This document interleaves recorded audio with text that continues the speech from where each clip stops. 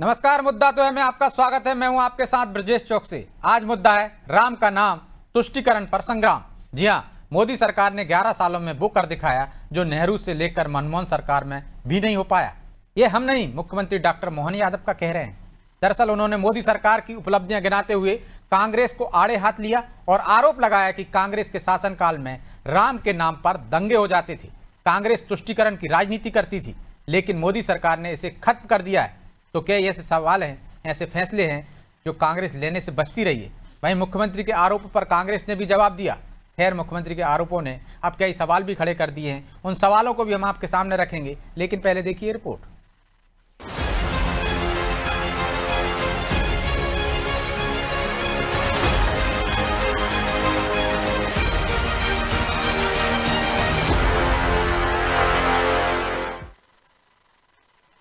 उस धारा 370 के मसले को हम याद करें, उस समय विपक्ष के भाषणों को, खून की नदियां बह जाएगी, आग लग जाएगी, कहीं कुछ नहीं हुआ।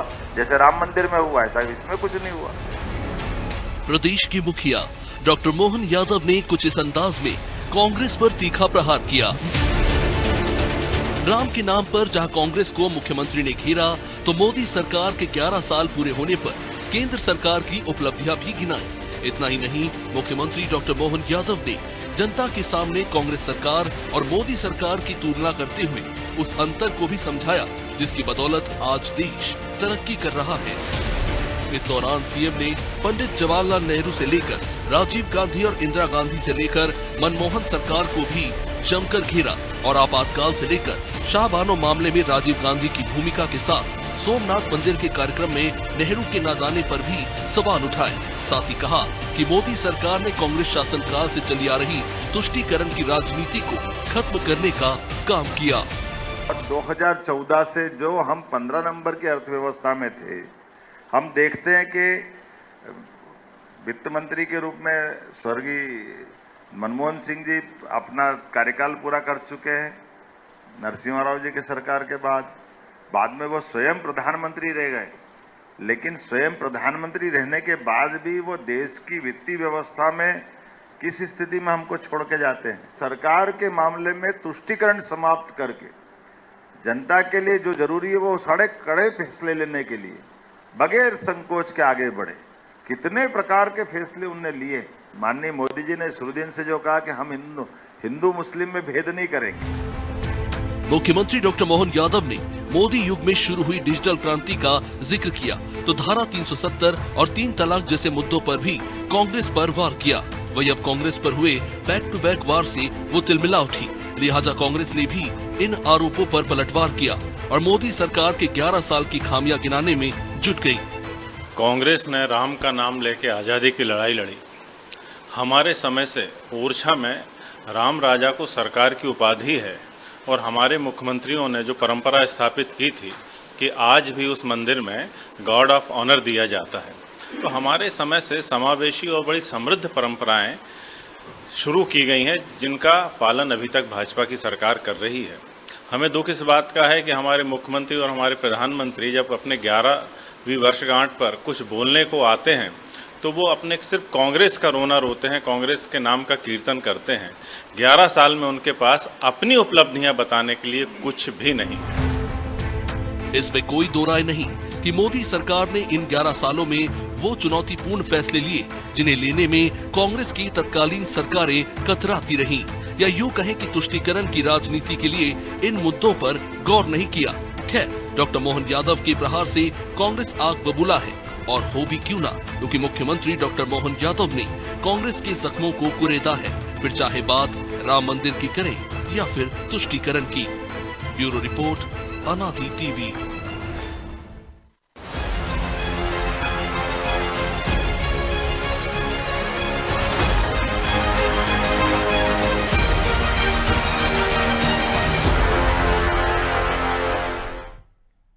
इस मुद्दे पर चर्चा शुरू करें उससे पहले वो सवाल जो जरूरी है। पहला सवाल, क्या मुख्यमंत्री के आरोप कांग्रेस के जख्म पर नमक छिड़कने वाले हैं? दूसरा सवाल, क्या मोदी सरकार ने तुष्टीकरण की राजनीति को खत्म कर कांग्रेस को कमजोर किया है? तीसरा सवाल, कांग्रेस शासनकाल में राम के नाम पर दंगे होने वाले बयान के क्या मायने निकाले जाएं?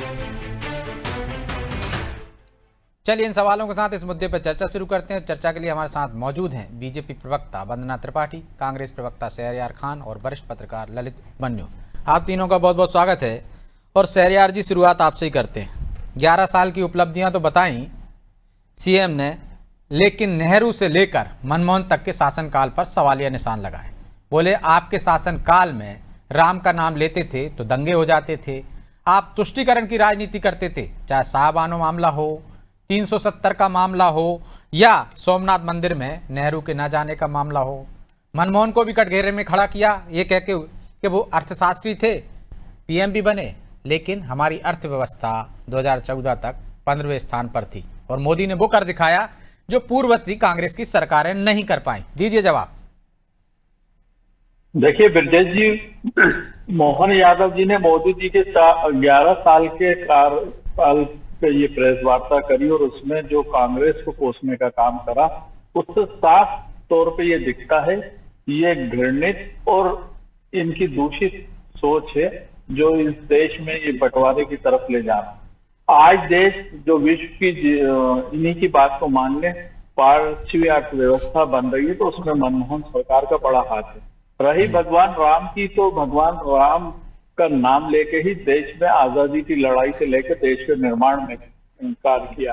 राजीव गांधी जी के शासनकाल में राम मंदिर के दरवाजे खोले और उसका हमने कभी श्रेय लेने की कोशिश नहीं करी, क्योंकि धर्म अपना निश्चय का मामला है, ये हमारे मन में बसते हैं और ये हमारे आराध्य हैं और इसको बताने की जरूरत अगर भाजपा को पड़ती है तो उनकी राजनीतिक रोटी सेकने का उनका ये एजेंडा है। उन्होंने लगभग 30 साल देश में जब भगवान राम रहे तो उनकी सरकारें रही, केंद्र में भी आई, बाद में भी आई, तो उन्होंने उस टाइम पे कोई बड़ा दिल नहीं दिखाया। अभी भी जो राम मंदिर बना है वो भाजपा ने जैसे जीएसटी और काले धन के लिए रात में संसद को बिठाया था, तो भगवान राम के मंदिर के लिए कभी भी उन्होंने अध्यादेश लाने की हिम्मत नहीं जुटाई। तो इनकी कसनी और करनी सिर्फ राजनीतिक फायदे के लिए होती है। और कांग्रेस इससे इतर, जब देश आजाद हुआ था तो सुई का निर्माण भी भारत में नहीं होता था, और आज हम देश को विश्व के पटल पर अगर 5वीं अर्थव्यवस्था और विकासशील देशों की श्रेणी में लाके खड़ा कर रहे हैं, तो ये कांग्रेस का ही किए हुए काम है जिसको मोदी सरकार गिना रही है। मोदी सरकार का 11 साल का मैं रिपोर्ट कार्ड दिखाऊं, बताऊं जो उन्होंने देश की जनता के साथ झूठ बोला है, वो रिपोर्ट कार्ड ये है। मोदी सरकार के 11 साल जुमले बेमिसाल।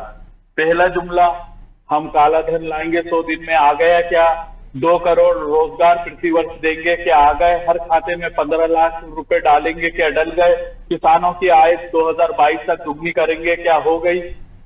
ऐसे इनके ये जुमले हैं जिसकी लंबी 2022 तक हम बुलेट ट्रेन चलाएंगे, क्या चल गई? 2022 तक हर नागरिक को अपना घर देंगे, क्या दे दिया? ये सिर्फ छलावे की, झूठ की इनकी राजनीति है। चुनावी जीवी लोग हैं, चुनाव के टाइम पे इस तरह की बात करते हैं। 11 साल के मोदी सरकार के रिपोर्ट कार्ड के ये अध्याय नहीं गिनाए कि हमने इतना अभी तक झूठ बोला है, बहुत लंबी सीरीज है। चलिए मैं आता हूँ दूसरे दौर में शहरयार जी, इसका जवाब ले लेता हूँ, थोड़े अपराधियों को जवाब ले लेता हूँ, फिर दूसरे दौर में आता हूँ आपके पास।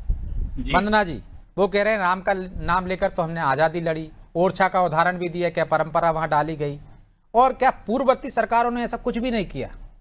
मनमोहन से लेकर यदि हम जाएं नेहरू तक कुछ भी नहीं किया, सब कुछ मोदी सरकार ने किया। वो कह रहे हैं कांग्रेस का रोना रोते हैं क्योंकि आपके पास उपलब्धियां बताने को कुछ भी नहीं है। ना 2 करोड़ लोगों को रोजगार दिया आपने, ना काला धन वापस आया। नमस्कार ब्रजेश जी, बाकी सम्मानित पैनल को भी नमस्कार। देखिए, विकसित भारत के अमृत काल में हम रह रहे हैं। सेवा, सुशासन और गरीब कल्याण के कल माननीय यशस्वी प्रधानमंत्री मोदी जी ने 9 साल पूरे किए हैं, और हम बिल्कुल कांग्रेस को नहीं कोसते, हम तो अपनी उपलब्धियां बताएंगे।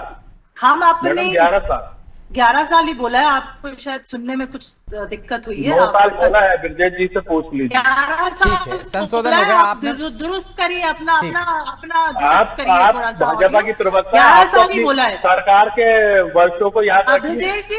विजय जी, अगर मुझे बोलने का समय दिया जाएगा तो बहुत अच्छी बात होगी। वैसे मैंने 11 साल ही बोला है, हो सकता है कुछ ऑडियो ग्लिच हो शहरयार जी के स्थान पर। शहरयार जी, आपसे एक रिक्वेस्ट है कि प्लीज मुझे थोड़ा सा बोलने का समय दें। देखिए ब्रिजेश जी, जिस प्रकार की कांग्रेस पार्टी राम को लेकर या विभिन्न प्रकार के तुष्टीकरण की बातों को लेकर आज सिरे से नकार रही है, तो तुष्टीकरण तो कांग्रेस पार्टी ने किया है।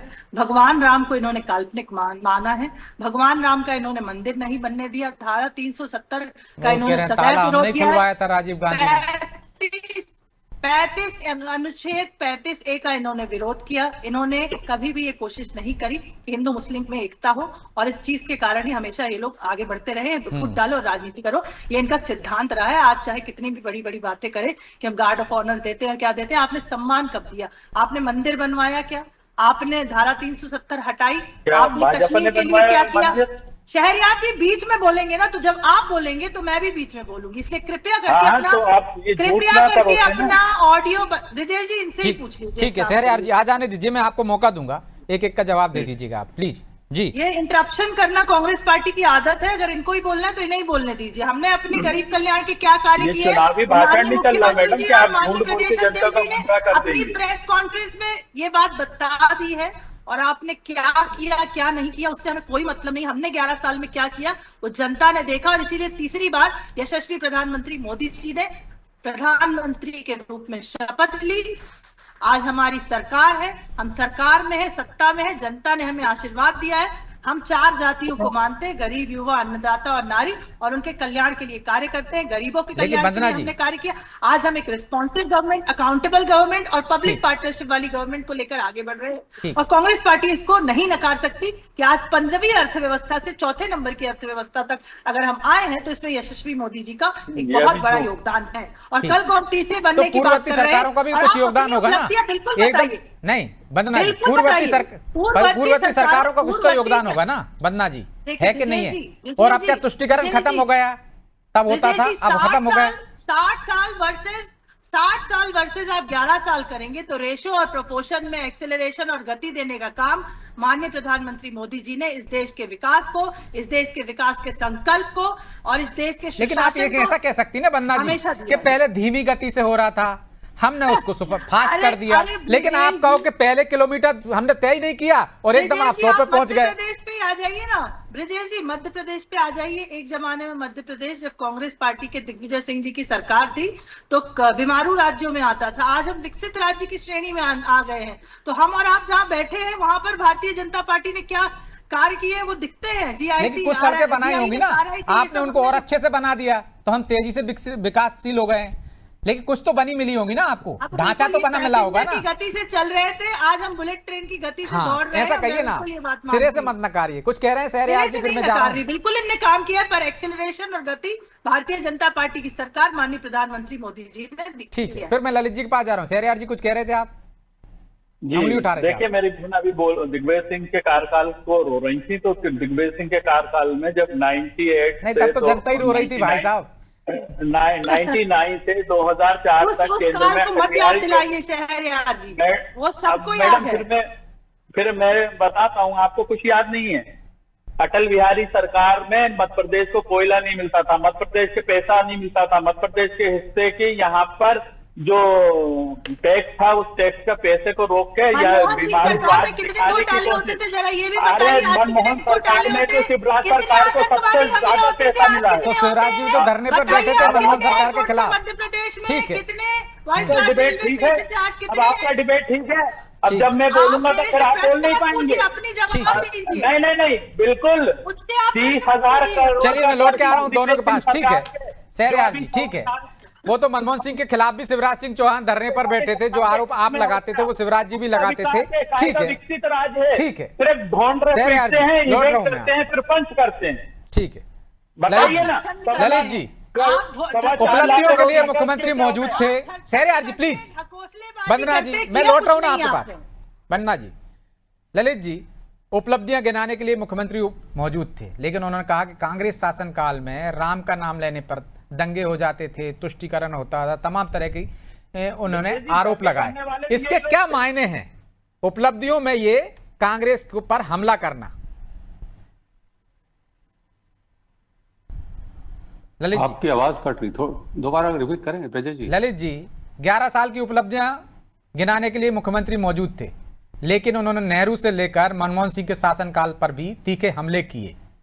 कहा कि कांग्रेस शासनकाल में राम का नाम लेने पर भी दंगे हो जाते थे, इसके क्या मायने हैं? देखिए, दो अलग अलग चीजें हैं ब्रजेश जी। इसमें हमें दोनों सरकारों के कार्यप्रणाली को ध्यान में रखते हुए बात करना चाहिए। जहां तक मेरा मानना है कि राम मंदिर का जो इशू है वो उसको बीजेपी ने बहुत स्मार्टली वाइंड अप कर दिया है। अब उसको आप कंटिन्यू किसी और रूप में रखें, ठीक है, अपनी जगह है। ये बात भी सही है कि किसी जमाने में कोर्ट में कांग्रेस ने राम को काल्पनिक माना था।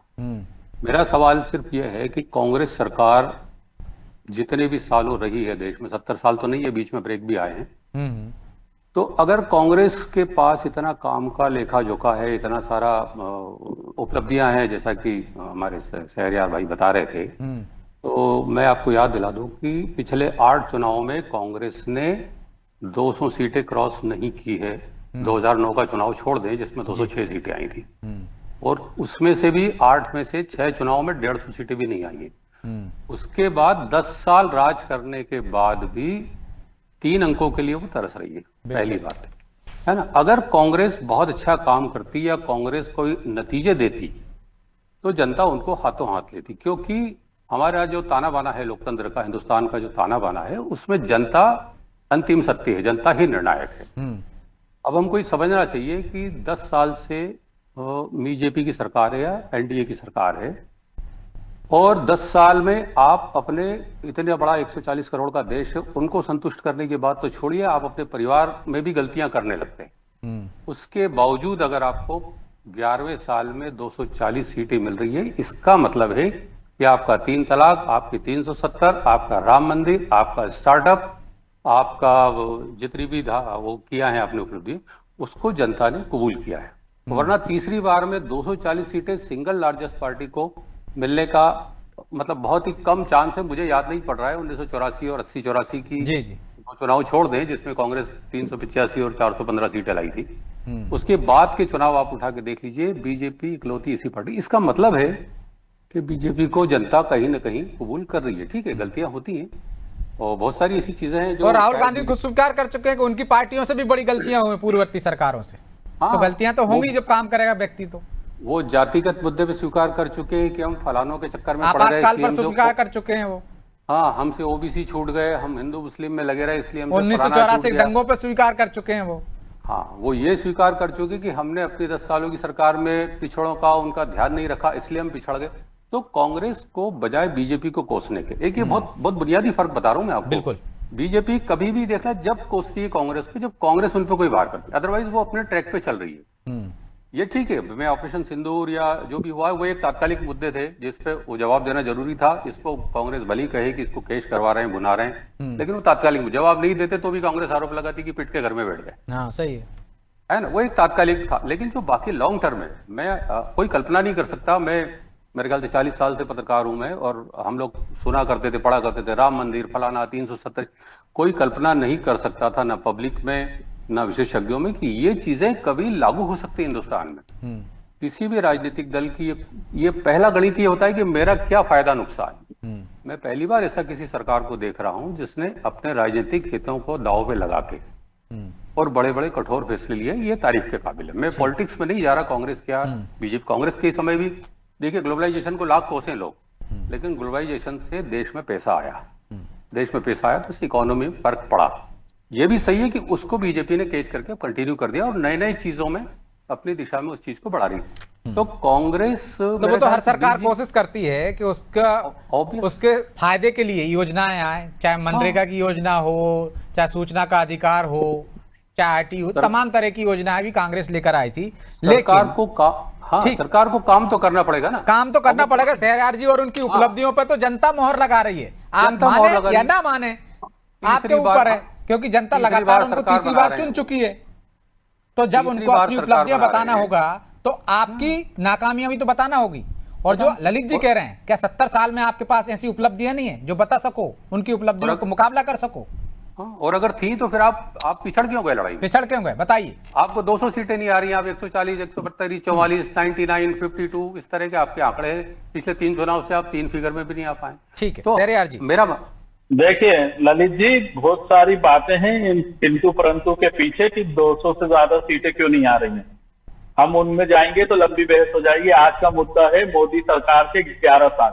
हम बात करें, पहले तो 70 साल कांग्रेस के नहीं रहे, कांग्रेस के जो रहे 58 साल, उसके साथ 3.5 साल जनता पार्टी की सरकार रही, कोई कोalition की सरकारें रही, और 6 साल अटल बिहारी जी की भी सरकार रही, 1 साल, 1.25 साल और फिर 5 साल लगातार। उसके बाद अब 11 साल इनके हो गए। तो ये सब करके आप हमको पूरे 70 साल मत गिनाइए, हमारे 58 साल हैं, और 58 साल में इस देश ने जितना सीटें मोदी जी ने 14 से 19 और 24 तक में काटे हैं, वो मनमोहन सरकार का जो पूरा विकास का मॉडल था उसी के बिना पे, उसी की बुनियाद पे काटा है।